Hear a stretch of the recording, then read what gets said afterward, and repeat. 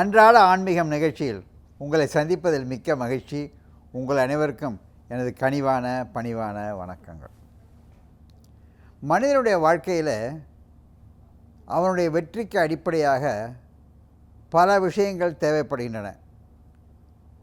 உடம்பின் வளர்ச்சி, தேக ஆரோக்கியம், உடல் உறுதி, வலிமை, இதெல்லாம் அத்தியாவசியமாக இருக்கின்றன. இருப்பினும் சூக்ஷ்மமாக வெற்றியை அடைவதற்கு முக்கிய கருவியாக இருப்பது அறிவுத்திறன். இந்த அறிவுத்திறன் இருக்குச்சுனாக்க எளிய உடம்பை உடையவர்கள் கூட வெற்றி அடைந்து விடுவார்கள். பாருங்களேன், ஒரு எறும்புக்கும் யானைக்கும் சண்டை வருதுன்னு வச்சுப்போம். யானை ஜெயிக்குமா எறும்பு ஜெயிக்குமா? எல்லாரும் சொல்லக்கூடியது யானைன்னு சொல்லுவாங்க. அந்த எறும்பு யானையின் காதுக்குள்ளே போயிட்டோம், யானை என்ன பாடுபடும் பாருங்களேன். உடல் சிறியது எறும்பு, உடல் வலியது யானை. ஆனால் இது எங்கே போய் அட்டாக் பண்ணணும்னு தெரிஞ்சுட்டு எங்கே அட்டாக் பண்ணிடுது. யானையால் ஒன்றும் பண்ணிக்க முடியல. இது நம்ம நிதர்சனமான எளிய வாழ்க்கையில் கண்டதொரு உண்மை. இதுதான் மனிதனுடைய அறிவை, திறனை வளர்த்து கொண்டு அவன் வளருவானேயானால் மிக உயர்ந்த இடத்துக்கு வந்துடலாம். பெரிய பெரிய ஆளுங்க இருப்பாங்க. ஆனால் கிரிக்கெட்டே பாருங்களேன், விளையாடுறாங்க. இப்போ எல்லோரும் ஒரு விளையாட்டு போட்டிகளில், கிரிக்கெட் போன்ற விளையாட்டு போட்டிகளில் எவ்வளவோ வலிமை மிக்க ஓடி ஆடி வேலை செய்யக்கூடியவர்களும் இருப்பாங்க. இந்த ஃபுட்பால் உதைக்கிறாங்க பாருங்கள், பார்த்து நேக்கா உதச்சி விட்ருவாங்க. அந்த நேக்கா உதச்சி விட்டுறதுல கோல் அடிச்சு போய்டும். அதுபோல் எதை எப்போ சாமர்த்தியமாக பார்த்து யார் செய்கிறாங்களோ அது புத்தியின் திறன், மூளையின் திறன், அறிவின் திறன். இந்த அறிவின் திறனை வைத்து கொண்டு தான் ஒரு வேலை செய்யணும். இந்த அறிவின் திறன் இருக்குமேயானால் எவ்வளவு வலிமையான, ஆரோக்கியமான, சுறுசுறுப்பான உடல்வாக இருப்பினும் எதிராளியை வின் பண்ணிடலாம். எதிராளிக்கு இத்தனையும் இருக்கும். ஆனால் இவருக்கு உடல் வளர்ச்சி இல்லாமல் இருக்கலாம், உடல் தேர்ச்சி இல்லாமல் இருக்கலாம். ஆனால் அறிவுத்திறன் இருக்குமானால் ஜெயிச்சிருவாங்க. இதுதான் வாழ்க்கையில் நம்ம பல இடங்களில் பார்க்குறோம். அலுவலகங்களில் பாருங்கள், முதல் நிறையா போட்டு பணம் போட்டு ஒரு ஆள் வியாபாரம் பண்ணிகிட்ருப்பார். அவருக்கு வியாபாரமே ஓடாது. இன்னொரு ஆள் பக்கத்தில் ஒரு சின்ன கடை வச்சுருப்பார், பொட்டி கடை வச்சுருப்பார், சுறுசுறுப்பாக நடக்கும். பெரிய ஹோட்டல் வாசலில் பார்த்திங்கனாக்கா சின்ன டீ கடை இருக்கும். அந்த டீ கடையில் பயங்கரமான கூட்டம் இருக்கும். பெரிய ஹோட்டலில் உள்ளே போக மாட்டாங்க. காரணம், பல காரணங்கள் இருக்கலாம். இவருடைய அறிவுத்திறன் என்னன்னாக்க தேவைக்கு ஏற்ப அதற்கு சரியான அந்த ஏரியாவை பார்த்துப்பார். அந்த ஏரியாவில் பெரிய ஆளுங்க இருக்காங்களா, சாதாரண மக்கள் இருக்காங்களா, எளிய மக்கள் இருக்காங்களா, அதுக்கு தகுந்த மாதிரி கொடுப்பாரு. இந்த சின்ன கடையில் என்ன பண்ணுவார், போண்டா போட்டு கொடுப்பாரு, டீ போட்டு கொடுப்பாரு, ஓடும். வியாபாரம் சுறுசுறுப்பாக இருக்கும். இதை பார்த்து இடத்துக்கு தகுந்த மாதிரி இது அறிவின் திறனை எடுத்து காட்டுகின்றது. இதுக்கு பாருங்கள், புராணங்களில் ஒரு ஆன்மீகத்தில் ஒரு சிறந்த ஒரு எடுத்துக்காட்டு. இப்போ பங்குனி உத்திரம் எல்லா கோவிலையும் பிரம்மோற்சவம் நடக்குது பார்த்திங்களா, பெருவிழா நடக்குது. பங்குனி உத்திர பெருவிழா அப்படின்னு போட்டிருப்பீங்க. நம்ம மயிலாப்பூரில் கூட இப்போ வெகு விமர்சையாக கொண்டாடினார்கள். அதில் பங்குனி உத்திர திருவிழா விழாவின் ஈராக, முற்றாக, முடிவாக காணப்பட்டது. அந்த பங்குனி உத்திர திருவிழா என்ன, சாமிக்கும் பரமசிவனுக்கும் அம்மனுக்கும் பார்வதிக்கும் திருமண விழா. இந்த பங்குனி உத்திரத்தில் தான் பல இடங்களில் கோவில்களில் திருமண திருவிழா நடக்கின்றது. இது அடிப்படையில் ஒரு கதை, ஒரு புராண கதை. சிவபெருமானுக்கு திருக்கையிலையில் அம்மனுக்கும் ஐயனுக்கும் விவாகம்.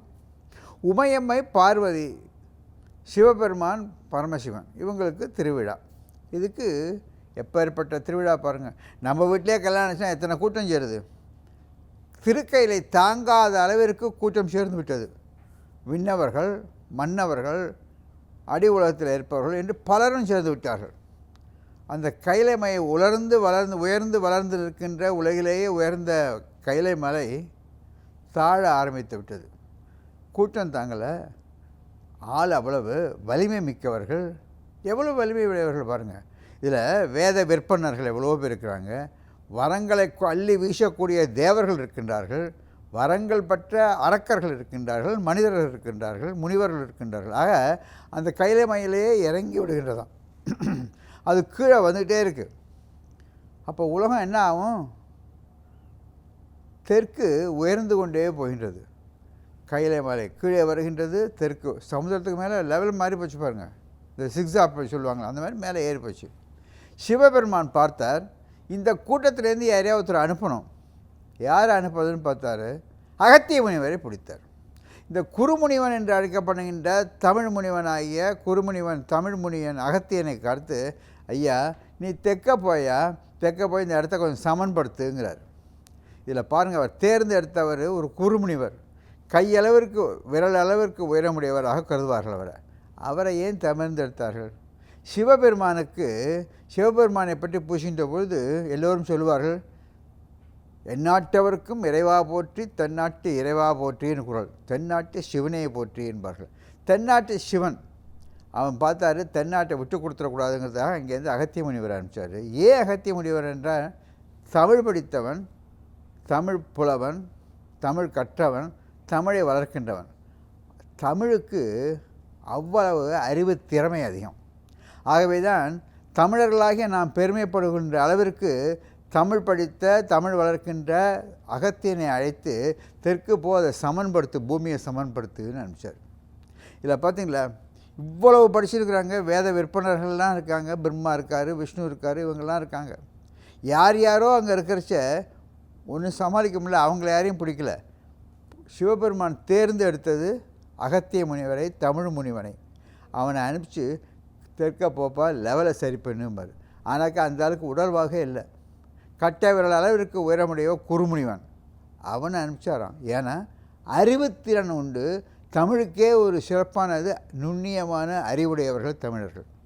ஆக அப்பேற்பட்ட தமிழர்களின் தலைவனாகி அகத்திய முனிவனை அனுப்பிச்சாரான். இங்கே வந்தார், லெவல் சரியாக போச்சு. இதே நமக்கு தெரியுது எழுதுறீங்களா, முக்கியமான பாடம் எழுதுறீங்களா, அலுவலகங்களில் யாரை தேர்ந்தெடுத்து போடுறோன்னு பார்த்தாக்க அறிவுத்திறன், அந்த பணிக்கு அதிகமான அறிவுத்திறன் யாருக்கு இருக்கிறதோ அவரை அனுப்பணும். ஒரு சிறந்த அலுவலகம் இருக்கிறது, அதில் பெரிய இன்ஜினியர் வேலை பார்க்குறாரு, அந்த ஒரு சின்ன ஒரு வேலை இருக்குது, அந்த இதுக்கு இன்ஜினியர் அனுப்பிச்சிங்கனாக்கா அவரால் செய்ய முடியாது. ஏன்னாக்கா அதில் இருக்க ஸ்மால் பார்ட்ஸில் இருக்குது, அவர் கையை வைக்கிறதுக்கு யோசிப்பார், தன் கையை அழுக்கா போயிடும்னு பார்ப்பார். அப்பேற்பட்டவர்களை அனுப்பக்கூடாது. அந்த நுண்ணியமான நுணுக்கமான எளிமையாக காணப்படினும் நுணுக்கமான வேலை அது, அதுக்கு யார் அனுப்பணும்? அவரை தேர்ந்தெடுத்து அனுப்பணும்.